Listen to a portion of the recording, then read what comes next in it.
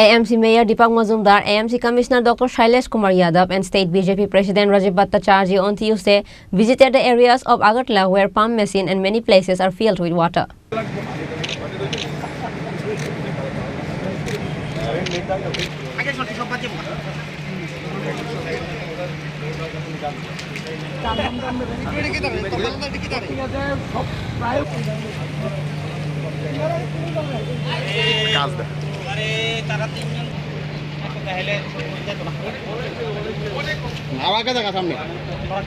During the visit, AMC Mayor Deepak Mazumdar, AMC Commissioner Dr. Shailesh Kumar Yadav and State BJP President Rajiv Bhattacharjee ordered to clean the areas filled with water. না কালকে তো অতি বর্ষণ হয়েছে, তারপর আগরতলা শহরে বিভিন্ন নিম্নাঞ্চলে কিন্তু জলের পরিমাণ কিন্তু ততটা থাকেনি। আমাদের পাম্পগুলি সঠিক ছিল, আমাদের 14টা পাম্প, তার থেকে ডিজেল 5টা পাম্প পাওয়ার যাওয়াতে যখন আমাদের এখানে একটু অসুবিধা হয় কি যখনই বৃষ্টির ঝড় হয় বা বজ্রপাত হয় আমাদের পাওয়ারটা চলে যায় কিছুক্ষণের জন্য। তারপর আমাদের 5টা ডিজেল পাম্প আছে, চালিয়ে আমরা চেষ্টা করি যে জল যাতে বেশিক্ষণ না থাকে। আজকে আমাদের রাজীববাবু যিনি প্রদেশ সভাপতি বিজেপি, কাল রাত্রে আমাকে ফোন করে বলেছিলেন যে এই বনমালীপুর ওই জায়গাটায় কিছু জায়গায় জল জমেছিল। এটা কারণটা উনি যেটা বলেছিলেন যে কিছু কিছু ব্যক্তি বা প্রতিষ্ঠান তারা ড্রেনকে এনফোর্সমেন্ট করাতে জলটা জমে থাকে। আমাদের কর্পোরেশনের পাম্প চালু আছে কিন্তু জলগুলি সেই জায়গায় যেতে পারে না। আজকে সরজমিনে আমাদের কমিশনার শৈলেশ যাদবজি, আমাদের প্রদেশ সভাপতি বিজেপি রাজীব ভট্টাচার্য মহোদয় সহ আমরা আমাদের আধিকারিকরা, ইঞ্জিনিয়াররা এবং সকলে মিলে আমরা একটা পরিদর্শনে এসেছি। আমরা দেখেছি কী কী কারণে এই জলটা কিছুক্ষণ থাকে। তো আমাদের সারা আগরতলা আমরা চেষ্টা করছি যে জল বেশিক্ষণ না থাকে। আগের মধ্যে থেকে অনেক বেশি উন্নত হয়েছে পরিষেবা, নিকাশি ব্যবস্থা। আমরাও চেষ্টা করছি যাতে যন্ত্রণা থেকে মানুষকে মুক্ত করা।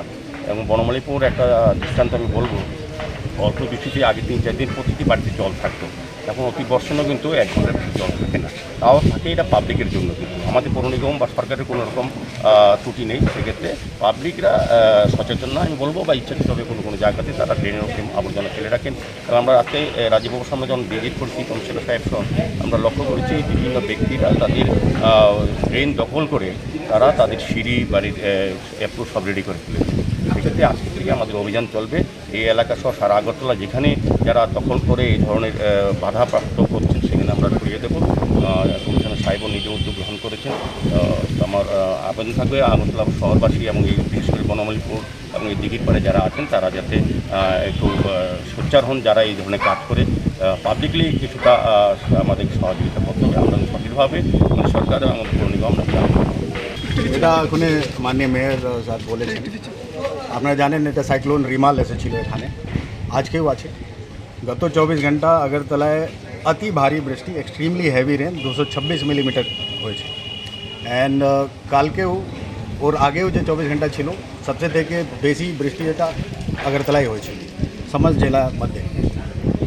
আমাদের যতগুলি 18টি পাম্প যেটা আছে, এর মধ্যে 60টি পাম্প নতুনভাবে বসানো হয়েছে গত 3 বছর। और पावर ना থাকতেও পাওয়ার অনেক জায়গায় চলে গেছে, কেন কি অনেকগুলি গাছগুলি গিরে গেছে। ওটা গাছগুলি কেউ কন্ট্রোল করতে পারে না, স্যাঁকড়ো গাছ গিরেছে আগরতলা শহরে।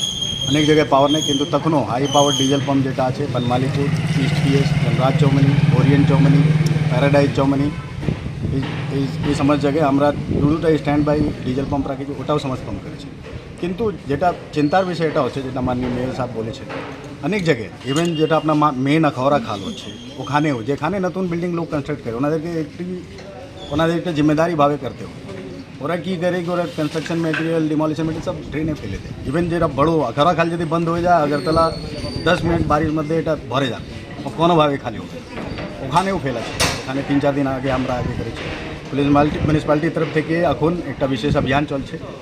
আমরা জেনারেল পাবলিককে সাহায্যের জন্য একটা আবেদন করব, যারা সাহায্য করব কিছু 2-3টা লোকের জন্য, যদি জেনারেল পাবলিক যে thousands of people they should not suffer, তো ওরা আমাদেরকে সাহায্য করে। যতগুলি স্টর্ম ওয়াটার ড্রেন আছে ও ড্রেনের উপরে যতগুলি কনস্ট্রাকশন ডিমোলিশন মেটেরিয়াল রাখা আছে, অন্যভাবে মেটেরিয়াল রাখা আছে এবং এনক্রোচমেন্ট আছে, এটা সমস্ত রিমুভ করা হবে।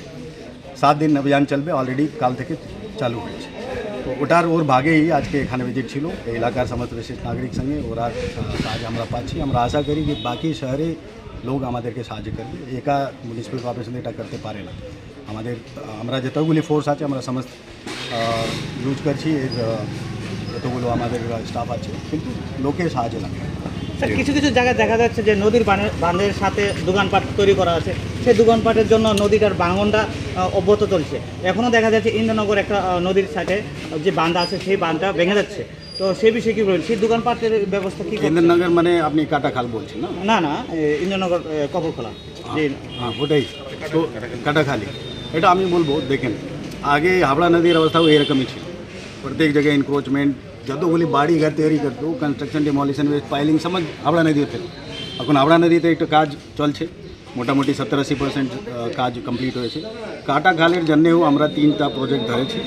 এখানেও যতগুলি এরকম এখন কী করছে লোক, রাত্রিবেলা 2-3টা বেলা গিয়ে ওখানে কাটাখালে কনস্ট্রাকশন ডিমলিশন ওয়েস্ট ফেলছে। আপনি গিয়ে দেখতে পারবেন রজনীকান্ত। আর রাত্রিবেলা 24 ঘন্টা তো আমরা চৌকিদারি ওখানে করতে পারি না। এটা একটু ওখানের যে জেনারেল পাবলিক আছে ওনাদেরকে একটা রেসিস্ট করতে হবে কি এটা ওনাদের এলাকায় এরকম লোক গড়বড় করে না। প্রত্যেক জায়গায় কিছু কিছু প্রবলেম আছে। আমার যে হাবড়া নদী আমরা একটা ধরে করেছি, কাটাখালকেও প্রজেক্ট আমরা একটা চালু করেছি স্মার্ট সিটি থেকে, স্টেট গভর্নমেন্ট সাহায্যে এবং সেন্ট্রাল গভর্নমেন্ট সাহায্যে। ওখানেও এরকম যে যতগুলি আছে আমরা সলভ করব। Reported by Pranab from Agartala, Chini Khorang.